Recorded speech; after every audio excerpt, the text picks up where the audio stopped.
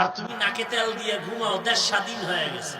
মুসলমানের বাচ্চা ওই দিন তেল দিয়া নাকে তেল লাগায় ঘুমাবি যেদিন ওয়াজ চলবে ময়দানে, কোন বেনামাজি সুৎখোর থেকে অনুমতি নেওয়ার কোন প্রয়োজন হবে না।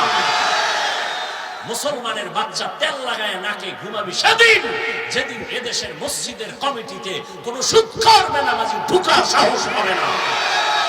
মুসলমানের বাচ্চা তেল লাগায় নাকে ঘুমাবি সেদিন যেদিন এদেশের কোরআনের মাদ্রাসাগুলোর মধ্যে কোন সুৎখোর কোন বেনামাজির নজর পড়বে না, হস্তক্ষেপ থাকবে না।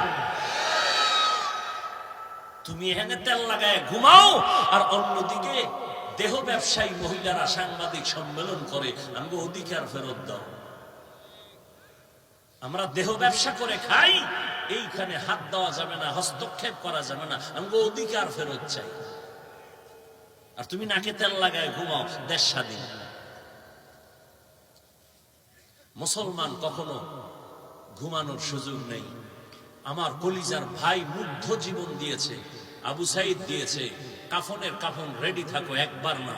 মুসলমান প্রয়োজনে দিনের জন্য, কোন দলকে নামানোর জন্য আর উঠাবার জন্য জীবন নয়, ইসলাম দুনিয়াতে মানুষের অধিকার রক্ষার জন্য, ইসলামের জন্য, রসুলের আদর্শ বাস্তবায়নের জন্য জীবন একবার না বারবার প্রয়োজন হলে জীবন দিতে হবে, রক্তের হবে।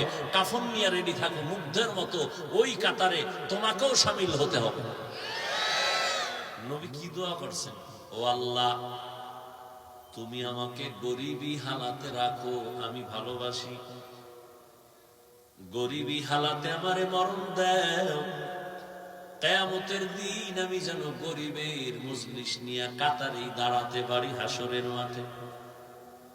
এবং আমি গরিবের ফজিলত বর্ণনা করলাম। ধনী লোকের 500 বছর আগে একটা গরিব আল্লাহর জান্নাতে চলে যাবে। ও ধনী, গরিবকে তুচ্ছ মনে করিও না, ধনী তোমার আগে গরিব জান্নাতে যাবে। ও শিক্ষিত ভাই, সাধারণ মানুষকে তুমি তুচ্ছ মনে করিও না, সেও তোমার মতোই মানুষ। তোমারও 2 হাত, তারও 2 হাত। হতে পারে তোমার হিংসার কারণে কলব খারাপ, কিন্তু তার মধ্যে হিংসা না থাকার কারণে তার কলবটা ভালো, তোমার আগে জান্নাতে যাবে। আল্লাহ বিচার করবেন ভিতর দেখা, মানুষ বিচার করে উপরেরটা দেখা। আল্লাহ উপরেরটা দেখে বিচার করলে কালো বেলাল কোনদিন রসুলের এত নিকটে যেতে পারত না। রহমতের নবী মক্কার পার্শ্বে বসে, ভাই ইকো বন্ধ করো, রিভাবটা একটু কমো। ইকো দিবা না, শুধু রিভাব দিবা হালকা। আপনারা 1 ঘন্টা বয়ান শুনতে গেলে কি ক্ষুধা লাগবে বেশি মনে হয়? হ্যাঁ, আর এখানে কি খানা দিবেরও আশা আছে? আচ্ছা, 1 ঘন্টার ক্ষুধা কি বাদাম খাইলে কমবে? বলেন, কমবে? ক্ষুধা যাবে?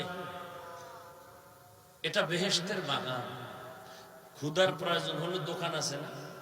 কথা বলেন, ওখানে গিয়ে চা পান করেন, যা খাওয়ার খেয়ে আসেন।